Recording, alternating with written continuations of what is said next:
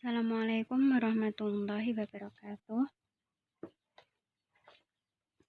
Kami kelompok 3 yang beranggotakan Valentina Anindita, Laili Joyrotinisa, dan Laila Rahmawati. Di sini kami akan membuat video pembelajaran untuk materi aplikasi turunan dalam kehidupan sehari-hari.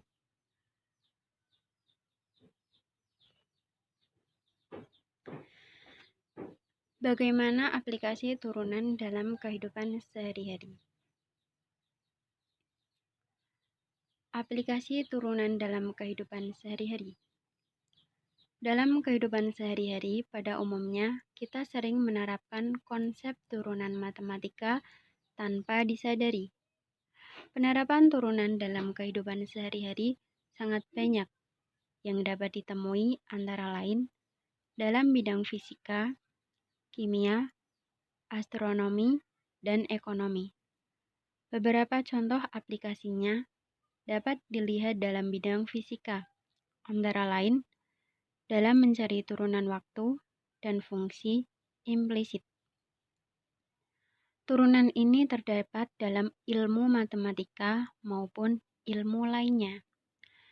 Turunan dapat diaplikasikan ke dalam berbagai masalah dalam kehidupan sehari-hari. Salah satunya adalah dengan cara memaksimumkan dan meminimumkan suatu fungsi. Misalnya, ketika seorang pedagang yang ingin mendapatkan keuntungan besar, yaitu dengan menghitung kombinasi antara besar keuntungan dengan biaya pembelian dan penjualan, dengan biaya proyek perharinya.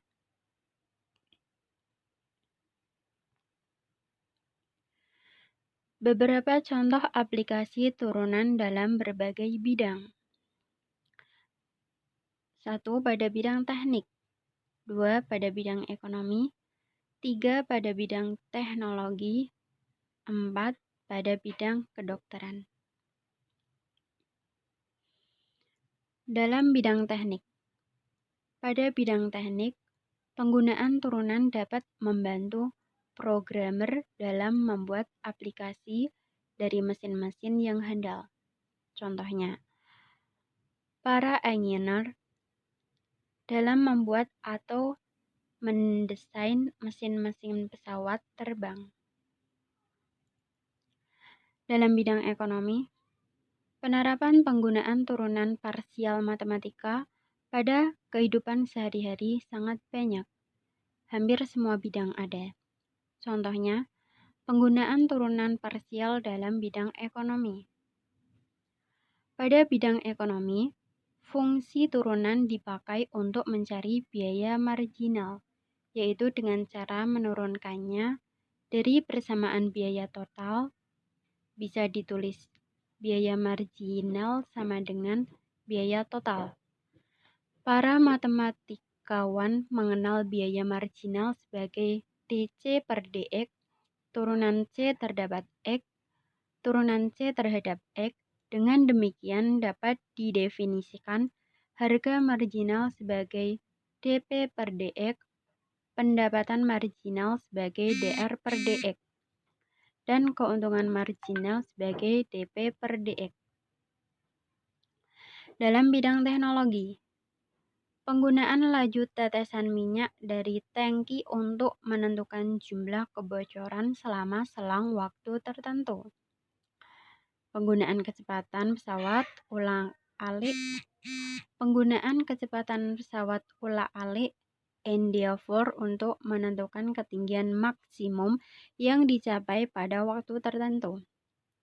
Yang ketiga, memecahkan persoalan yang berkaitan dengan volume, panjang kurva, perkiraan populasi, keluaran kardinal, gaya pada bendungan, usaha, surplus konsumen. Yang terakhir, dalam bidang kedokteran, dosimetri adalah suatu ilmu cabang dari radioterapi atau MAF listening.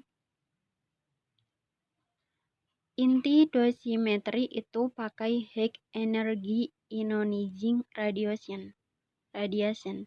Salah satunya sinar X.